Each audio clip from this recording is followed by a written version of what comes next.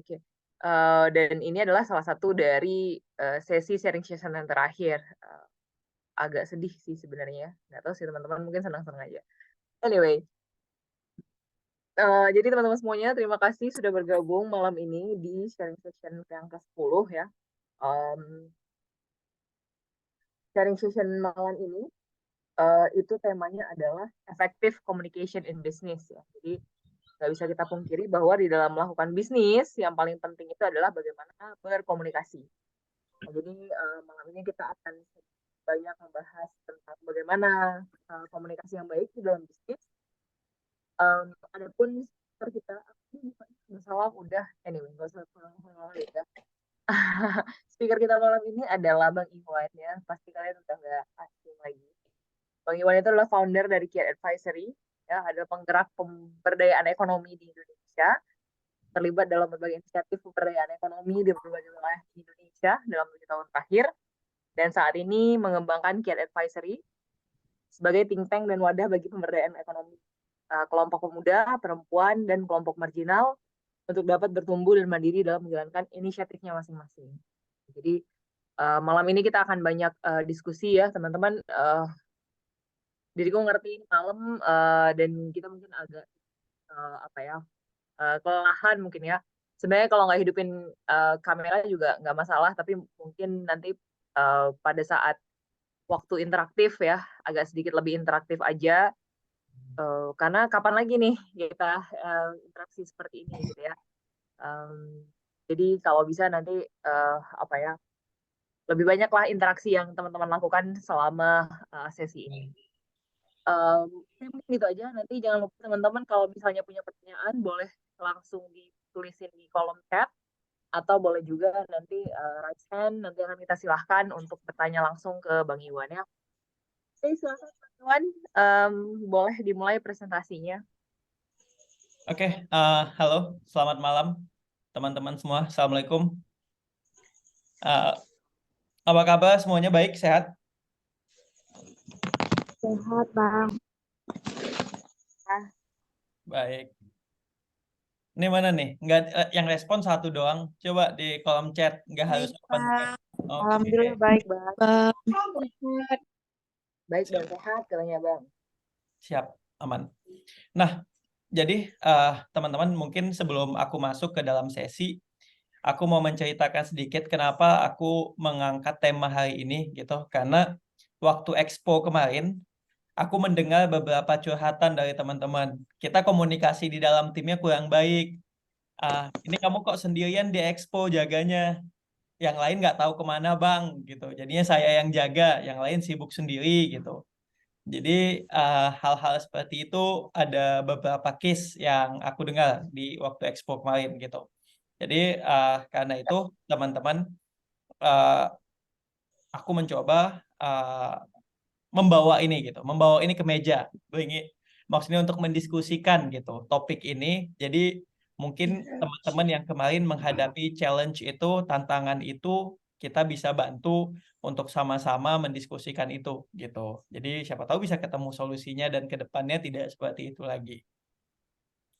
Nah, apakah sudah kelihatan presentasiku? Sudah, Bang. Sudah. Sudah, Bang. Sip, teman-teman. Oh ya, satu lagi. Hadiahnya tetap kayak biasa ya, teman-teman. Nanti Kak Novi akan pilih dari pertanyaan terbaik dan juga dari story yang di-post ya, teman-teman. Nah, jadi tema kita hari ini adalah effective communication business gitu. Jadi alasan dan dasar memilih tema ini adalah karena case yang aku lihat pada saat Expo kemarin gitu. Wan. Hah? Mana angkat? Dek, boleh di-mute dulu. Oke.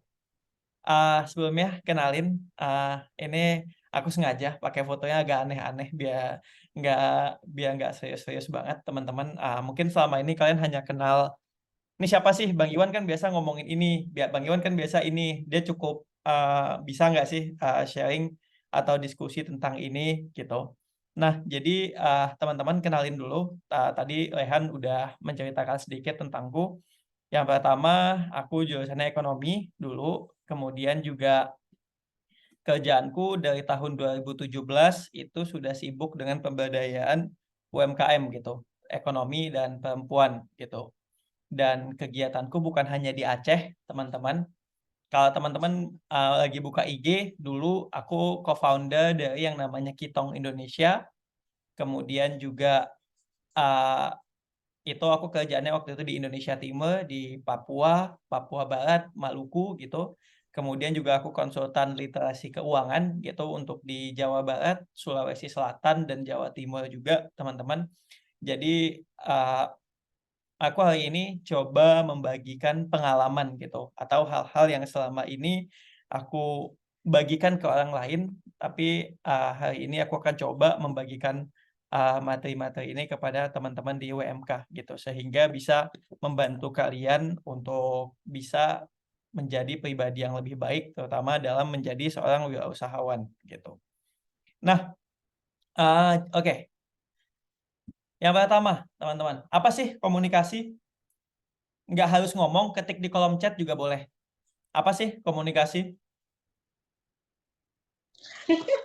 Komunikasi itu percakapan antara satu orang dengan orang yang lainnya, Bang, untuk saling bertukar informasi atau cerita. Oke, baik. Percakapan antara satu orang dengan orang lain. Yang lain, terima kasih. Nurul. Yang lain? Ada nggak yang lain? Boleh. Ini kolom chat. Proses menyampaikan ide. Baik. Ada lagi? Apakah komunikasi itu hanya sebatas percakapan? Ada lagi, teman-teman? Tidak, Bang. Tidak. Jadi apa, Umu? Di komunikasi itu nggak melulu tentang percakapan. Di situ adanya juga melalui gambar juga komunikasi, melalui video juga komunikasi, melalui interaksi yang terjadi antara individu juga komunikasi tanpa melibatkan perkataan, bahkan perbuatan juga komunikasi. Baik. Tadi Umu tambahin gambar gitu, perbuatan juga. Kalau email, itu komunikasi nggak? Nulis? Komunikasi juga. Baik. Kemudian ya aku baca ulfah. Ulfah, interaksi antara satu individu dengan lain. Kemudian Suliami, proses menyampaikan ide. Betul, menyampaikan ide, kemampuan dalam menyampaikan maksud. Percakapan yang dimengerti oleh dua arah. Ini bagus poinnya. Jadi percakapan yang dimengerti oleh dua arah. Betul. Jadi tidak akan ada yang namanya percakapan kalau tidak dipahami oleh kedua belah pihak gitu. Baik. Reni Monita, proses menyampaikan informasi di mana salah satunya membagi informasi dan yang lainnya mendapatkan info. Betul. Nah, itu adalah poin dari komunikasi. Jadi kalau kita ilustrasikan dalam bentuk gambar, bentuknya lebih kurang seperti ini ya, teman-teman. Antara ada si pengirim pesan atau sender, ada si penerima pesan atau receiver. Apa yang disampaikan? Message, ideas, gitu. Atau bahkan mungkin curhatan atau apapun itu. Kemudian si penerima pesan itu memberikan tanggapan atau memberikan feedback. Itu yang disebut dengan komunikasi. Metodenya banyak yang kayak kalian tadi sebutkan. Ada yang lewat email, ada yang lewat poster, ada yang kemudian juga mungkin lewat video, ada juga kadang lewat apalagi ya, kadang komunikasi kita ya. Ada yang ngomong langsung, ada yang lewat telepon, dan masih banyak gitu. Tapi poinnya adalah, teman-teman, metode atau alat yang digunakan dalam proses komunikasi itu dipahami atau dimiliki oleh kedua belah pihak gitu. Contoh, si A mau pakai FaceTime nih komunikasinya. Cuma yang satu nggak ada iPhone, nggak bisa. Itu nggak akan bisa terjadi yang namanya komunikasi. Gitu. Yang satu pengennya WhatsApp, yang satu ternyata nggak pakai aplikasi WhatsApp. Berarti nggak bisa. Gitu. Jadi pastikan sebelum kita melakukan proses komunikasi, pastikan tools atau media yang kita gunakan itu sama gitu. Kemudian yang kedua, bahasa. Baik bahasa tulisan maupun bahasa verbal. Itu pastikan bahasa yang digunakan itu dipahami oleh kedua belah pihak gitu. Jadi jangan hanya kita misalnya bisanya bahasa Indonesia, ngomong ke orang lain bahkan bule misalnya. Kalau kita ngomong pakai bahasa Indonesia kan nggak efektif, teman-teman. Atau mungkin kalau saya punya pengalaman, aku punya pengalaman waktu KKN dulu, waktu kuliah kerja nyata, itu di salah satu pedalaman di Aceh gitu. Di situ, teman-teman, aku bahasa Indonesia, mereka nggak ngerti bahasa Indonesia. Mereka lebih lancar bahasa Aceh. Jadi apa yang tujuan yang ingin ku sampaikan itu tidak tercapai gitu, atau tidak mereka pahami maknanya gitu. Apakah yang seperti itu efektif? Enggak kan gitu. Jadi tujuan dari komunikasinya tidak tercapai. Karena itu waktu itu apa yang kulakukan? Yang kulakukan adalah berkomunikasi lewat temanku gitu. Ada temanku yang bahasa Acehnya lancar, aku minta dia yang menjelaskan apa maksud dan tujuanku gitu. Jadi itu teman-teman komunikasi. Pastikan rekan atau partner komunikasi kita itu paham menggunakan bahasa yang sama dengan kita. Jelas ya? Jelas ya? Oke. Nah, setelah kita paham apa itu komunikasi, berikutnya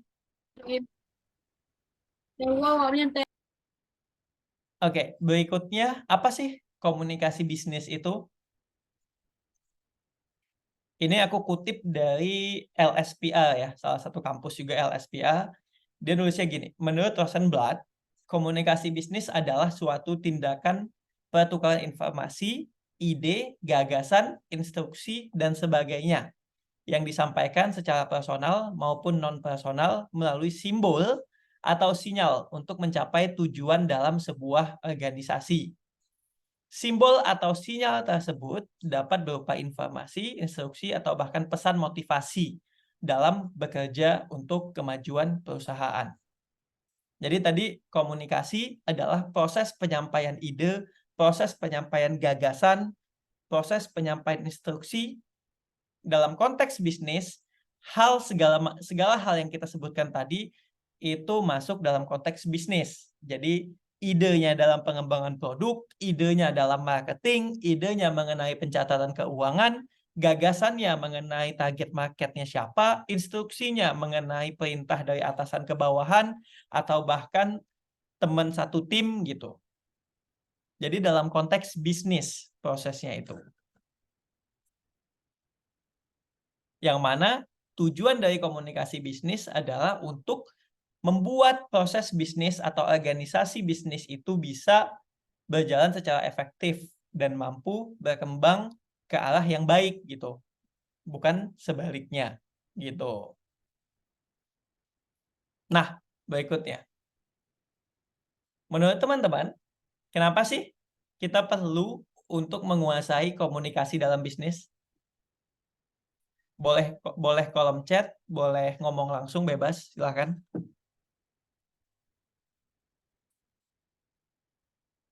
Silahkan, kenapa?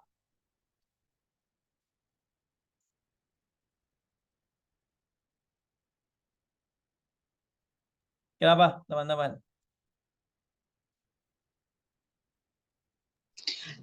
Saya coba menjawab, Bang. Ya, silahkan, aman.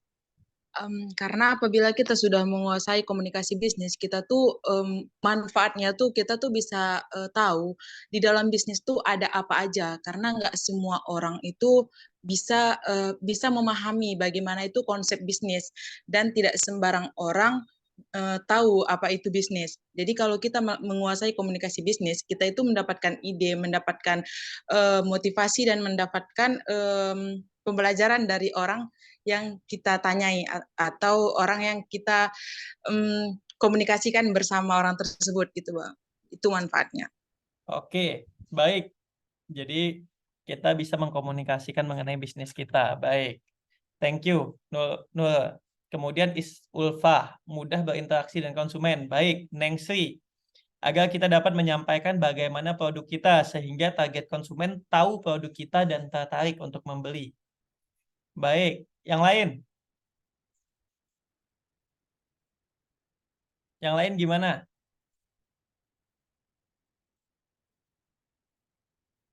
Silakan. Mungkin masih ngetik ya. Panjang nih idenya kayaknya.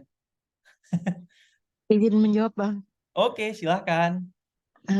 Kalau menurut pendapat saya pribadi, komunikasi bisnis itu kenapa sih sangat penting dalam sebuah bisnis? Layaknya karena kita adalah makhluk sosial yang mana komunikasi itu selalu terjadi. Ketika tidak adanya komunikasi yang baik antara pihak pertama dengan pihak lain, itu akan mengakibatkan yang namanya miskomunikasi dan berakhir kepada tidak sesuainya tujuan-tujuan adanya bisnis itu. Kan pertama kali sebelum bisnis dibangun ada tujuan, tetapi karena setelah miskomunikasi terjadi, itu akhirnya tujuannya sudah berbeda.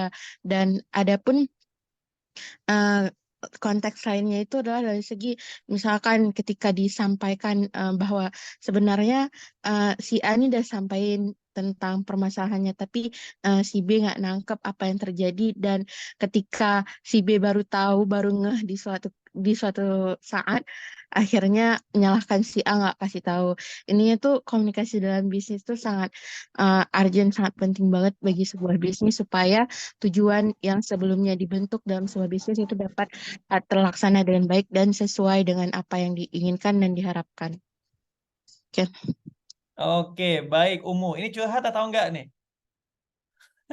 Enggak lah, Bang. Oke, Enggak. ya baik. Karena komunikasi itu untuk memastikan bahwa semua itu masih bisa paham mengenai tujuan dari bisnisnya dan dalam Oke. Putri Wahyuni, membantu menarik pelanggan baru serta mampu mempertahankan pelanggan yang saat ini sudah ada. Contohnya lewat strategi pemasaran dan kampanye public relation. Baik. Safura Rusdi. Izin menjawab, Bang. Oke, boleh. Silahkan, Fadila. Kenapa? Nah, bisnis itu kan menyangkut antara jual beli. Nah, jika komunikasi bisnis itu kan bagaimana si penjual itu bisa menyampaikan apa dari bisnis mereka, dan si pembeli itu mampu memahami apa bisnis yang dilakukan. Kemudian sebaliknya, si pemilik bisnis itu dapat mengerti apa yang diinginkan dari konsumen bisnisnya tersebut. Begitu, Bang. Baik, siap. Karena bisnis itu jual beli, jadi butuh yang namanya komunikasi dengan konsumen, sehingga kita tahu apa yang menjadi kebutuhannya, keinginannya. Baik, makasih Fadila. Baik, ini Safura Rusdi. Karena dalam melakukan bisnis, kita tidak sendiri. Jadi komunikasi dalam bisnis dibutuhkan untuk menguasai keadaan secara internal pebisnis dan eksternal, seperti untuk memperluas dan memajukan bisnis dengan orang atau kelompok lain lagi. Baik, ini menarik nih, Safura. Safura mulai menyebutkan yang namanya aspek internal pebisnis. Bukan hanya konsumen, tapi internalnya juga. Baik, betul. Kemudian Zahratul, menguasai komunikasi dalam bisnis penting karena memungkinkan kita menjalin hubungan yang baik dengan pelanggan, mitra bisnis, dan rekan kerja. Komunikasi yang efektif membantu menyampaikan ide, membangun kepercayaan, dan memfasilitasi kolaborasi yang sukses. Baik, menarik. Nah, dari jawaban teman-teman semua, udah dapet tuh tadi poinnya, manfaat dari komunikasi bisnis itu apa. Tapi kebanyakan tadi concern atau fokus utamanya bagaimana komunikasi kita keluar gitu. Bagaimana komunikasi kita sebagai pebisnis kepada pelanggan. Padahal sebelum itu komunikasi itu sangat penting untuk dibangun secara internal dulu. Antara tim, antara kita dengan supplier, dan sebagainya. Ketika itu sudah baik, otomatis yang lain akan baik. Baru kita fokus ke yang namanya eksternal. Tapi yang teman-teman sampaikan sudah benar semua. Nah, di sini aku mencoba mengambil beberapa poin yang menjadi manfaat dalam menguasai komunikasi bisnis. Yang pertama, meningkatkan keterlibatan pegawai atau tim. Nah, ini. Kemarin, waktu Expo, aku ada dengar curhatan tentang ini nih. nggak tahu bang, dia memang udah lama nggak datang, atau kadang datang cuma bentar terus pulang. Dia tanggung jawabnya apa? Nggak ada bang, karena dia memang nggak mau ngapa-ngapain gitu. Kenapa hal itu bisa terjadi, teman-teman? Karena komunikasinya tidak baik. Gitu. Kita sebagai tim pastikan membangun komunikasi itu dengan baik sehingga kita mampu meningkatkan keterlibatan pegawai. Kebayang nggak, teman-teman? Karena kayak gini, dari yang aku temui kemarin ya, waktu expo, waktu aku tanya kenapa temennya itu nggak aktif, dia bilang nggak tahu. Gitu. Kenapa temennya nggak bantu, dia jawab nggak tahu. Kenapa temennya telat, dia nggak tahu. Gitu. Artinya tidak ada komunikasi antara tim. Jadinya apa? Kita yang aktif merasa sendirian. Kita yang aktif ngerasa capek. Gitu. Karena kita tidak mampu atau karena kita tidak mengkomunikasikan ini pada tim kita sehingga dia juga nggak tahu kebutuhan kita seperti apa. Karena kadang orang yang kita kira tadi itu males-malesan, nggak mau join, nggak mau aktif, bisa jadi sebenarnya dia juga ngerasa yang kayak kalian juga, dia ngerasa aku mau ngapain ya, teman-temanku kayak nggak peduli gitu. Mau inisiatif segan, tapi diajak ngomong juga enggak gitu. Bisa aja kayak gitu, teman-teman. Karena itu penting kita dalam menguasai komunikasi bisnis sehingga keterlibatan tim, internal tim itu bisa dijaga gitu. Yang kedua, mengurangi komunikasi yang tidak dibutuhkan. Kalau kita jarang komunikasi juga nggak bagus, tapi kalau kebanyakan juga nggak bagus. Jadinya proses produksi terganggu, mungkin waktunya menjadi lebih lama, gitu. Karena itu kalau kita memahami konsep dari komunikasi bisnis, kita akan mengkomunikasikan hal-hal yang hanya terkait dalam bisnis itu.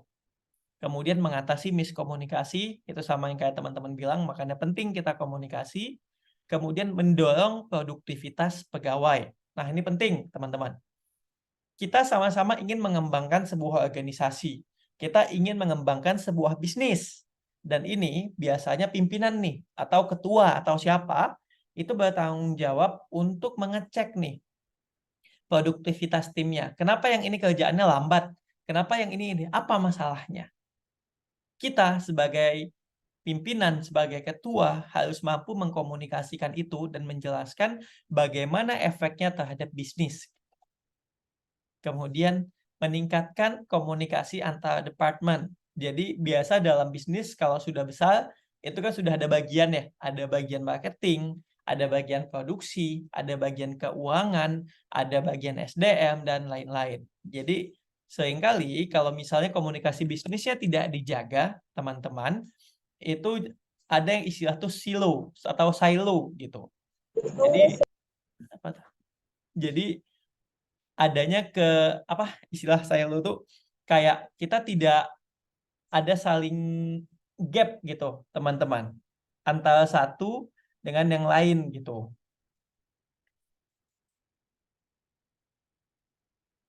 Jadi karena adanya gap, karena kita interaksi antara satu dengan yang lain itu nggak bagus, atau antara departemen itu nggak oke, jadinya si A pengen maju sendiri, departemen B pengen maju sendiri, bidang A pengen maju.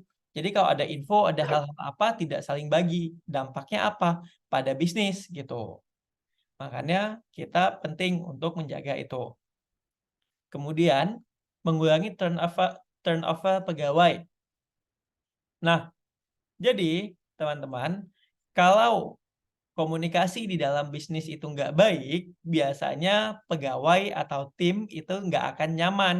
Jadinya tim-tim yang masuk itu akan langsung mikir kapan aku cabut dari tim ini.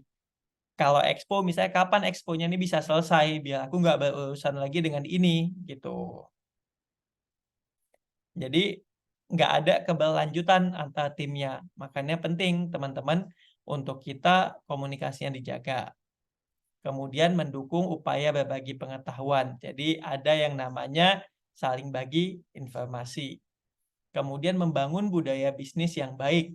Jadi Dengan adanya komunikasi, kita jadi paham apa tujuan dari bisnis, apa tujuan dari organisasi. Tadi kalau nggak salah yang sampaikan Umu tadi. Kemudian paham apa yang ingin kita serve, apa yang ingin kita provide. Jadi kita bisa stick dengan itu atau kekeh dengan itu. Semua paham dengan itu. Jadi budaya yang terjaga juga bagus gitu. Karena kita udah tahu tujuannya mau kemana gitu. Kemudian sebagai upaya membangun citra perusahaan di mata masyarakat. Ini yang kayak teman-teman bilang tadi. Bagaimana cara kita bisa membangun komunikasi dengan pelanggan, konsumen, atau siapapun gitu di pihak eksternal sehingga bisa membangun atau mengembangkan nama atau citra dari perusahaan atau bisnis kita. Kemudian meningkatkan keberhasilan bisnis. Karena kalau kita produknya laku nih, tapi komunikasi bisnisnya nggak baik gitu. Itu bisa jadi produk kita jadi nggak sustain, teman-teman, karena terganggu dalam proses produksinya. Nah, jadi itu beberapa manfaat.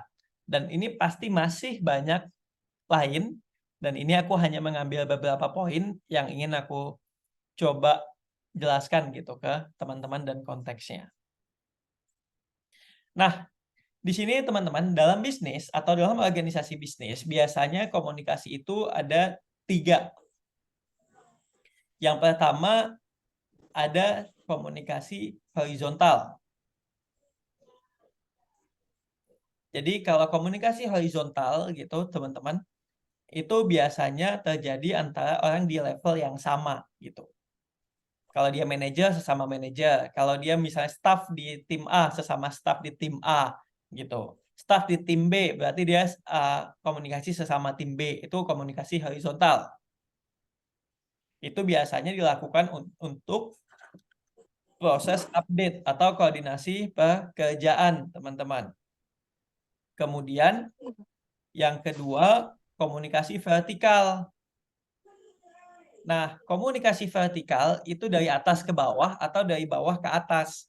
Bagaimana hubungan pimpinan kepada bawahan, bagaimana hubungan bawahan kepada pimpinan gitu. Itu yang disebut dengan vertikal. Nah, teman-teman, komunikasi vertikal ini biasanya digunakan untuk kita, misalnya sebagai tim di bawah staff, misalnya gitu, untuk mendapatkan umpan balik, feedback, arahan, kemudian mungkin perintah dari atasan kita, gitu. Dan bagi kita yang di atas, atau kita yang memimpin, atau kita ketua, komunikasi vertikal ini membantu kita untuk memantau dan mengawasi kinerja karyawan. Jadi kita tahu udah sampai mana nih progres pekerjaannya, udah gimana nih, apakah ada masalah atau tidak, gitu. Kemudian yang ketiga, komunikasi diagonal. Komunikasi diagonal ini adalah komunikasi lintas departemen atau lintas bidang. Gitu. Jadi tujuannya adalah komunikasi diagonal ini untuk membuka akses informasi antara satu dengan yang lain. Adanya keterbukaan informasi, keterbukaan wawasan akan dapat membantu setiap bidang, setiap tim untuk bisa saling berkembang dan memotivasi satu dengan yang lain. Tapi kalau tertutup, itu sebaliknya. Tidak ada tim yang tidak ada kolaborasi di dalamnya. Jadi kalau maju-maju sendiri, kalau jatuh-jatuh sendiri. Tuh teman-teman. Makanya penting komunikasi diagonal ini juga dibangun. Dalam bisnis, teman-teman, ketika kita sudah mulai mengembangkan bisnis ke arah yang serius, ketiga jenis komunikasi ini penting untuk kita terapkan atau penting untuk kita kembangkan gitu. Kemudian teknik dalam komunikasi bisnis. Jadi bukan hanya dalam bisnis tapi dalam komunikasi penting untuk kita memahami apa tujuan yang pertama. Bagi yang ingin menyampaikan, bagi yang ingin memulai proses komunikasi, pahami dulu tujuan dari komunikasinya itu apa. Apa yang ingin disampaikan gitu. Kemudian yang kedua, bagi yang mendengar atau yang menerima pesan atau yang menjadi partner komunikasi, dia harus lakukan yang namanya mendengar aktif. Mendengar aktif itu bagaimana? Bukan cuma ya, tapi poinnya nggak nyampe gitu. Mendengar aktif itu, teman-teman, maksudnya adalah kita harus mampu memahami pesan apa yang disampaikan. Dalam bisnis, kalau kita tidak mampu mendengar aktif, itu dampaknya bisa buruk, teman-teman. Kenapa? Karena ibaratnya gini nih, atasan meminta kita melakukan pengembangan produk. Atasan meminta kita mengecek harga supplier. Tapi kalau kita nggak paham, apa yang diminta dengan apa yang dikerjakan pasti beda. Gitu. Sehingga ketika atasan atau pimpinan kita meminta hasil kerjaan kita menyerahkan hasil atau output yang salah. Gitu. Karena itu penting bagi kita dalam bisnis, setiap anggota dalam bisnis bukan hanya ketua tapi tim dan sebaliknya. Ketika ketua menerima masukan atau ketua menerima keluhan dari tim, ia juga harus mendengar aktif sehingga ia paham apa yang diinginkan atau apa yang dimau oleh tim gitu. Kemudian menggunakan bahasa yang tepat. Nah, ini juga penting. Dalam bisnis kita harus paham kita komunikasi sama siapa. Sama calon investor. Oke, misalnya sama calon investor. Investor kita ini background-nya apa sih? Ilmunya apa sih? Bidang pekerjaannya apa sih? Apakah dia paham nggak dengan konteks bisnis kita? Kalau paham, kalian bisa menggunakan istilah-istilah sehari-hari yang kalian gunakan dalam bisnis. Tapi kalau seandainya dia tidak paham, gunakan istilah yang umum gitu. Jadi jangan pakai topik-topik atau istilah-istilah internal. Nanti target kita tidak memahami apa maksud dan tujuan dari komunikasi kita. Nah, berikutnya kontak mata. Kalau misalnya proses komunikasi langsung, teman-teman, kontak mata. Itu penting. Baik dengan atasan, dengan ketua, dengan tim, dan sebaliknya, kontak mata itu penting untuk menunjukkan rasa hormat pada lawan komunikasi kita. Menjaga emosi yang terakhir. Menjaga emosi ini juga penting karena kalau kita berkomunikasi dalam keadaan emosi, nanti akan mengganggu pesan yang ingin kita sampaikan. Jadinya proses komunikasinya tidak berjalan dengan lancar. Nah, teman-teman, di sini aku pengen kasih satu topik lain gitu atau satu topik pengembangan dari mendengar aktif tadi gitu. Karena mungkin kita sering merasa bahwa mendengar tuh mudah gitu. Apa yang disampaikan ini kayak gini, aku ngomong kalian ya udah mendengar, tapi kalau aku nanya belum tentu kalian tahu apa yang aku omongin dari tadi. Kenapa? Karena kalian tidak aktif dalam mendengar gitu. Itu contoh. Sama kalau kalian di kampus, dosen ngajarin nih dari slide 1 sampai slide 20. Begitu dosen keluar, di situ juga materi itu keluar bersama dosennya.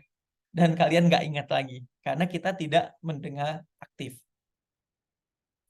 Apa sih tips buat kita untuk mendengar aktif? Yang pertama, teman-teman, perhatikan pembicaranya. Perhatikan si pemberi pesan. Sehingga kita tahu apa maksud dan tujuannya. Berikutnya, dengar komunikasi nonverbalnya. Maksudnya apa? Dengar komunikasi nonverbal, maksudnya adalah perhatikan bahasa tubuhnya. Lihat matanya, lihat tangannya, lihat posturnya, lihat bagaimana dia dalam menjelaskan, lihat bagaimana dia dalam berkomunikasi. Sehingga kita bisa mendapatkan poin yang ingin disampaikan. Kemudian yang ketiga, interupsi di waktu yang tepat. Jadi jangan sekali-kali teman-teman ketika si pemberi pesan sedang menyampaikan idenya, menyampaikan gagasannya, menyampaikan pesannya, kita motong di tengah-tengah. Jangan. Itu nanti jadi noise dalam komunikasi. Atau bisa mengganggu pesan yang ingin disampaikan karena udah kepotong. Gitu. Kemudian yang keempat, fokus. Dalam proses komunikasi penting untuk fokus. Bagaimana kita bisa mendengarkan dengan baik kalau kita tidak fokus dengan apa yang disampaikan. Yang kelima, berikan pertanyaan. Jadi jangan ya. Kalau teman-teman mungkin sering dengar istilah pejabat itu ABS, asal Bapak senang. Enggak, kita enggak gitu. Mendengar yang aktif itu, ada pendengar yang aktif itu, ia tidak berasumsi, ia tidak menyimpulkan sendiri, tapi ia mengkonfirmasi apa yang ia pahami dari pesan itu. Dengan menanyakan kembali, dengan bertanya tentang apa yang disampaikan. Sehingga si pemberi pesan dan penerima pesan memiliki konteks yang sama dalam pesan itu. Karena kadang kita iya aja dulu, nanti waktu udah mulai ngerjain baru nanya, Bang yang kemarin gimana ya? Bu yang ini mana ya?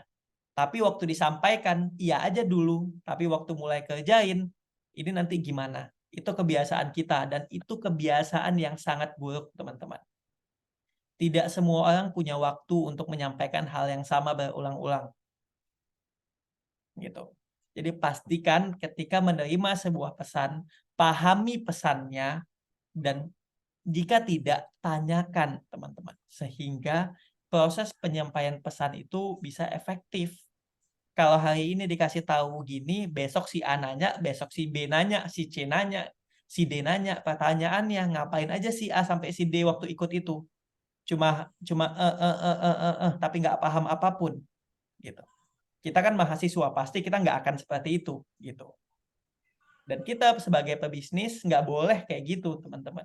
Pebisnis harus selalu mendengar informasi dengan tepat, jadi dia tahu ada peluang atau enggak. Bukan cuma iya. Waktu nanti orang lain memahami itu dengan tepat, dia sudah bisa mengembangkan bisnisnya, berhasil mengembangkan produknya. Kita yang hanya kita sangak, bengong, ya udah, kita akan gitu-gitu aja. Tapi kalau untuk orang yang tepat dalam mendengar, ya pasti dia bisa mengembangkan idenya gitu. Kemudian simpulkan, ambil kesimpulan yang tepat. Jadi setelah bertanya, setelah diskusi dengan siapa yang menyampaikan ide, jadi teman-teman, kita bisa punya satu persepsi, dan tujuannya juga tepat dalam komunikasi gitu. Jadi itu teman-teman, kenapa tuh penting banget dalam bisnis tuh komunikasi efektif dan mendengar aktif, karena itu bagian dari itu. Karena pebisnis mencari kesempatan dari segala aspek gitu.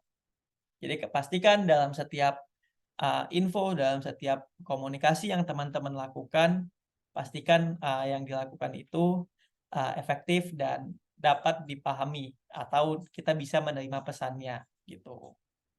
Oke, paling itu teman-teman. Ada yang mau didiskusikan terkait komunikasi dalam bisnis gitu. Sorry. Oke. Silahkan kalau ada yang mau nanya boleh di chat atau silahkan raise hand. Oke, kawan-kawan sekalian, ya, thank you Bang Iwan. Ya, sekarang kita masuk ke diskusi ya. Silahkan teman-teman ya, boleh nanya di kolom chat atau boleh langsung raise hand. Silahkan teman-teman. Ngobrol langsung ya, udah. Rehan suaranya hilang.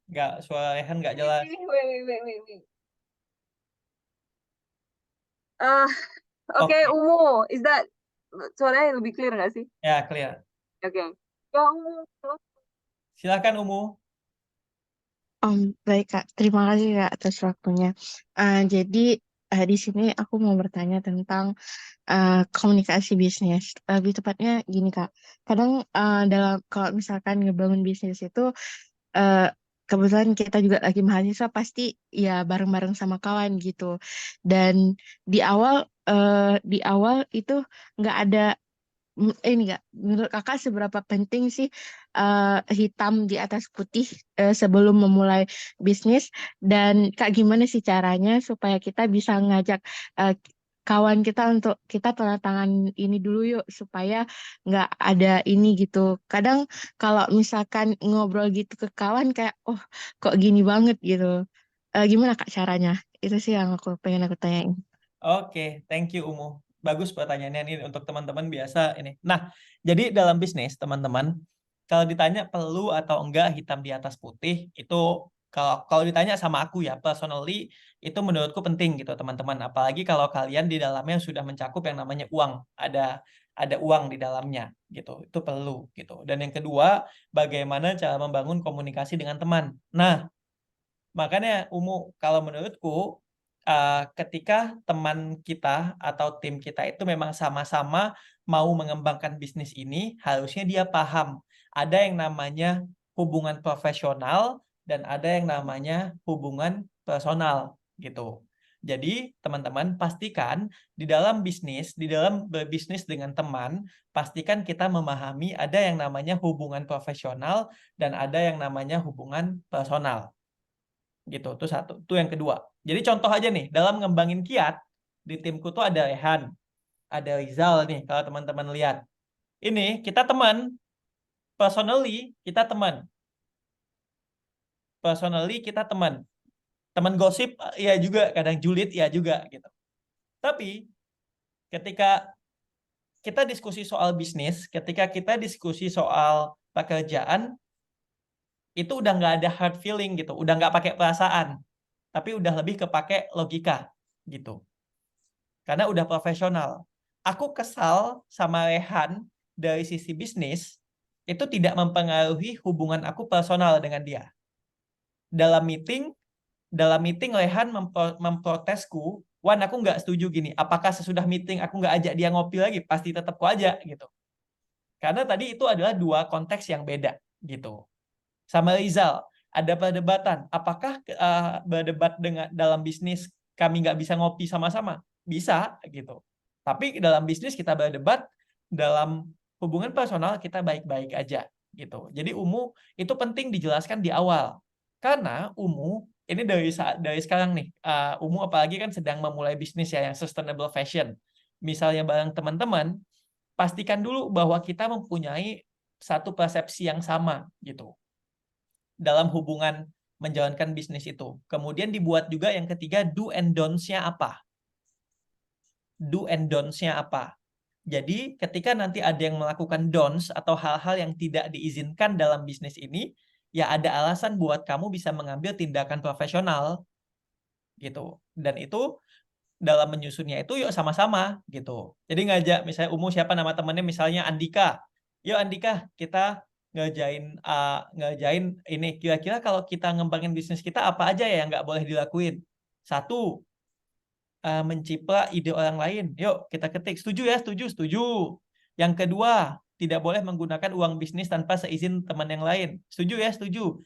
Ya, gitu. Nah, kalau udah sama-sama setuju, dan kita nanti buat, kalau kita melanggar ini, apa konsekuensinya? Dan itu kita sepakati juga bersama, sehingga kalau ada masalah, itu yang jadi acuan. Gitu, ya. Dan itu penting, Aku sangat menekankan, hubungan profesional jangan dicampur dengan hubungan personal. Jangan. Gitu. Oke, aman ya? Aman, Kak. Sangat menjawab, Kak. Berarti Kak, kalau do and don'ts-nya itu bisa ditambahkan nggak seiring perjalanannya waktu Bisa. gitu? Bisa. Justru itu kelebihan kita sama temen, kan kita jadi tahu di mana rumahnya, di mana apa ya. Tapi ya tadi kesepakatan.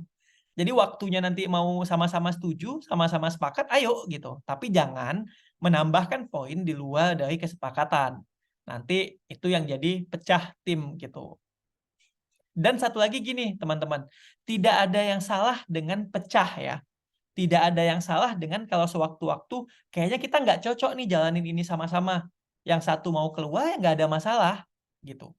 Jadi jangan aku hanya mau menjalankan bisnis ini sama Rehan. Kalau nggak sama Rehan aku nggak mau gitu. Jadi kalau seandainya misalnya siapa yang memutuskan keluar? Aku misalnya. Apakah kalau aku keluar kiatnya harus nggak ada? Enggak. Akunya yang keluar. Kiatnya tetap di situ gitu. Tinggal siapa yang memutuskan keluar gitu. Karena ingat, bisnis ini milik bersama, bukan milik perorangan gitu. Karena kadang kita, karena udah punya hubungan personal baik, jadi kalau udah mulai bisnis, kalau ada masalah, nggak takut untuk konflik, takut untuk ada yang keluar. Nah, itu yang kadang takut-takut kecil kayak gitulah yang bisa jadi masalah, dan pada akhirnya bisnis kita nggak sustain gitu. Gitu Umu. Oke, terjawab ya ya. Terjawab. Ada sementara. Oke. Thank you Umu. Selanjutnya Di kolom chat ada tuh, di kolom chat. ya. Aku sekali lagi nih peraturannya organization kan sama kayak sebelumnya tadi aku lupa.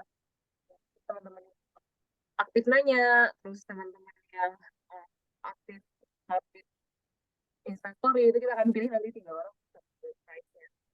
Jadi ingat. Nah, jadi kolom chatnya ada pertanyaan Bang. Izin Bang, dari Suliami ya. Bagaimana caranya membangun komunikasi terhadap teman satu tim untuk melakukan sesuatu tanpa ada kesan memerintah? Apa bisa Bang? Ya, sebenarnya ini konteksnya aku nanya lagi, emang salah ya memerintah? Kayaknya nggak salah juga sebenarnya. Jadi gini, teman-teman. Jadi ini aku kembali lagi ke jawabanku yang ditanya sama Umu tadi. Jadi pastikan ketika kalian memulai bisnis dengan teman, itu tetap dibuat alur siapa pengambil keputusan. Jadi seakrab apapun kalian, sedekat apapun kalian, tetap harus ada satu orang yang menjadi pengambil keputusan gitu. Dan dia yang dianggap sebagai atau ketua gitu, tetap harus ada. Jadi dia yang kita minta untuk melihat sesuatu itu dari atas atau helikopter view. Agar kita bisa memahami sesuatu itu secara luas, tidak spesifik terhadap konteks-konteks tertentu gitu. Itu dulu, Suliami. Nah, ketika kita sudah membagi peranan itu, dan pembagian peranan itu juga sesuai dengan kesepakatan bersama, artinya di awal kita juga sudah membagi yang namanya job description, job desk. Nah, ini juga tadi nambahin untuk Umu juga, bagi yang namanya job desk. Kita bertiga nih, tiga-tiganya teman semua. Si A harus ngapain, si B harus ngapain, si C harus ngapain gitu. Itu dibagi sejak awal. Ketika itu sudah dibagi dan sudah disepakati oleh semua pihak, oleh semua tim, artinya tidak ada lagi yang namanya perintah. Yang ada adalah mengerjakan tanggung jawabnya masing-masing. Tidak ada lagi yang namanya perintah. Yang ada hanyalah mengingatkan tim untuk tanggung jawabnya gitu. Jadi nggak ada lagi yang sebutannya perintah gitu, Suliami. Jelas ya? Oke nggak? Atau kamu punya pengalaman beda nih? Iya, mungkin ada yang perlu ditanyain lagi Suliami, boleh juga sih. Mungkin sebenarnya maksudnya Suliami itu memerintah dan bosi gitu ya Bang. Ada Iya, 2 hal yang berbeda ya di situ ya. iya. Karena Nggak itu, ada yang salah. karena itu penting, Suliami, sejak awal tuh bagi yang namanya job description. Aku apa, kamu apa. Jadi tidak ada yang memerintah, yang ada mengingatkan tanggung jawab. Gitu. Kan kita Iya. kemarin udah sepakat mana laporan keuangannya. Kan kamu katanya mau handle keuangan, aku handle ini gitu. Gitu. Jadi kesepakatannya itu diambil bersama. Gitu ya, Suliami. Oke, Suliami udah setuju Bang. Boleh Bang, katanya di kolom chat ya. Ini pertanyaan satu lagi nih Bang di kolom chat karena belum ada yang konsen juga.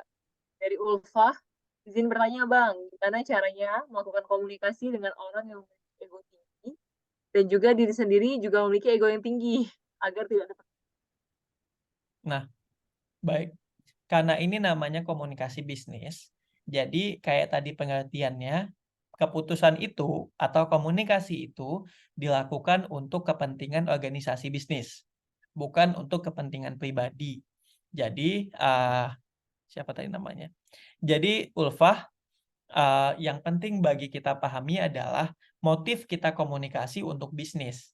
Jadi tujuan kita komunikasi itu untuk bisnis. Jadi tidak bicara soal kepentingan pribadi.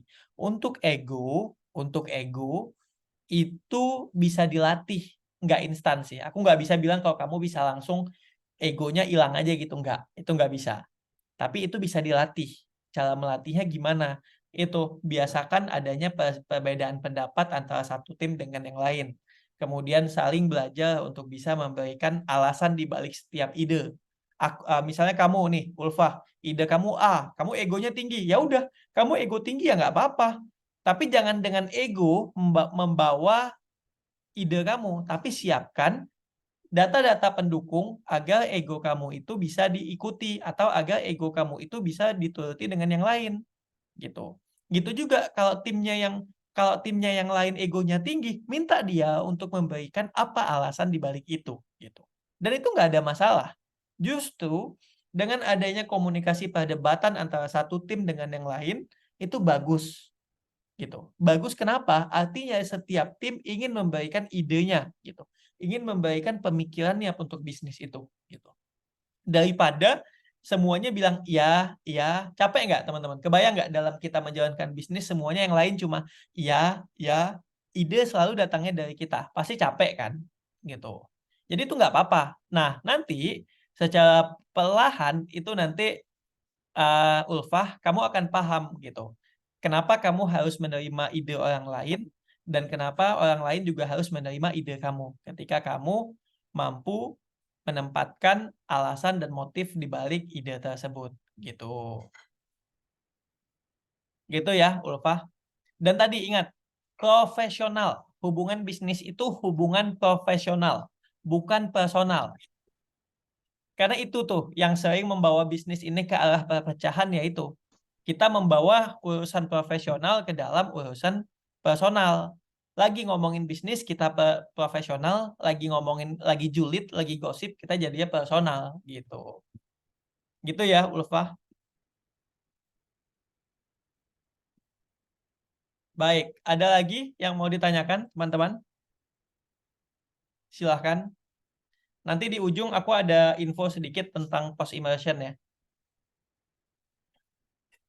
Masih ada yang mau ditanyakan, teman-teman? Silahkan.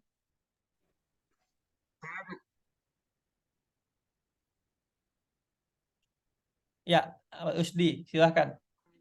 Baik Kak, mohon maaf sebelumnya saya Rusdi, magang di Produktif. Ingin bertanya Kak, terkait apa yang harus dilakukan jika terjadi kesalahpahaman dalam komunikasi bisnis, itu yang pertama. Dan yang kedua, hal yang kedua yang ingin saya tanyakan ialah bagaimana menghadapi konflik komunikasi dalam bisnis usaha.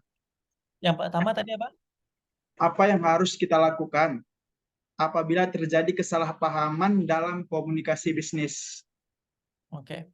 Kalau yang pertama, kesalahpahaman, yang pertama itu diklarifikasi dulu gitu. Jadi ketika kamu sadar itu jadi masalah, kamu nanya, apa masalahnya? Dan apa yang salah dengan yang saya kerjakan gitu. Jadi jangan selalu merasa kita yang paling benar gitu.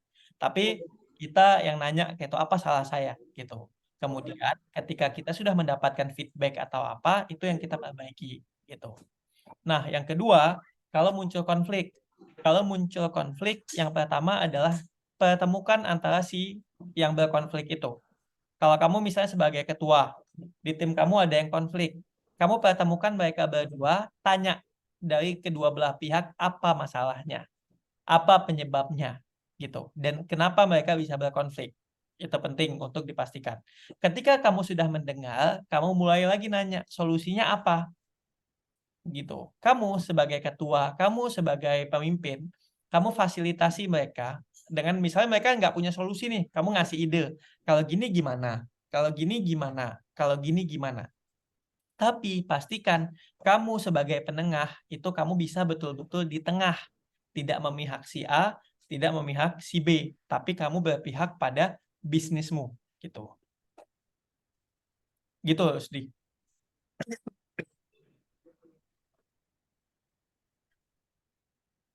Kalau Cukup, Kak. masih ya, Cukup.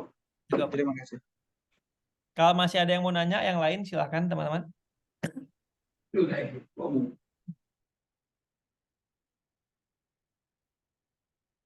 Silakan kalau masih ada yang mau ditanyain. Masih ada? Oke. Aman ya?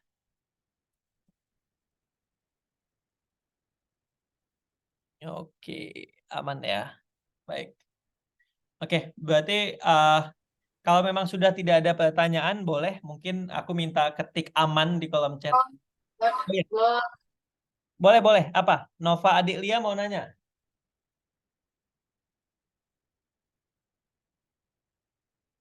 Ada nanya nggak nih tadi? Atau udah? Oke, udah ya, berarti ya. Saya tambah boleh Kak? Boleh, silahkan. Mungkin mau tahu cara Kak, gimana sih cara terbaik untuk berkomunikasi dalam bisnis? Langkah apa yang pertama kita lakukan? Yang pertama, satukan persepsi dulu. Jadi kalau aku biasa, oke, walaupun kita semua satu tim kawan gitu, biasa cara kita membedakan antara kapan kita lagi serius sama enggak. Kalau memang lagi meeting, ya buka aja dengan sistem meeting gitu. Assalamualaikum atau selamat pagi atau apa, terima kasih untuk datang gitu. Kemudian yang kedua, jelaskan sejak awal apa tujuan komunikasi kita. Oke, hari ini kita contohnya ya. Oke, hari ini kita akan meeting dan materi yang akan kita bahas adalah A, B, C, dan D gitu. Kemudian kita diskusikan gitu. Paling itu, dan ketika sudah selesai ditutup, dan pastikan ketika ditutup kasih kesimpulan apa yang sudah dibahas gitu. Paling itu. Oke, sip. Oke, teman-teman, terima kasih untuk yang sudah bertanya. Untuk yang itu semoga bisa membantu teman-teman dalam memahami materi atau sharing session kita malam ini gitu. Jadi teman-teman, semoga ke depan teman-teman bisa menjalankan yang namanya komunikasi bisnis dengan baik, sehingga bisnis-bisnis yang teman-teman kembangkan itu bisa berkembang ke arah yang lebih baik gitu. Oke, demikian teman-teman untuk sesi sharing sessionnya. Ini aku akhiri, dan berikutnya akan ada penjelasan mengenai kegiatan berikutnya setelah magang gitu. Oke, ini aku akhiri dulu sebentar. Ini aku kembalikan ke Rehan dulu. Silahkan Rehan untuk ditutup dulu sebelum kita ada penjelasan mengenai post immersion. Thank you, teman-teman. Thank you. Sorry ya. Tadi lagi kepengen. Selesai Bang Iwan ya. Terima kasih atas sharing apa namanya interaktifnya malam ini juga. Nah, nanti kalau misalnya masih ada pertanyaan masih boleh sih tinggal di chat aja. Available kapan aja sebagai Bang Iwan. Cuman ya mungkin agak bersabar ya kalau nanti responnya agak lambat. Anyway, terima kasih semuanya sudah hadir. Sharing sessionnya kita tutup dulu. Terima kasih teman-teman semuanya.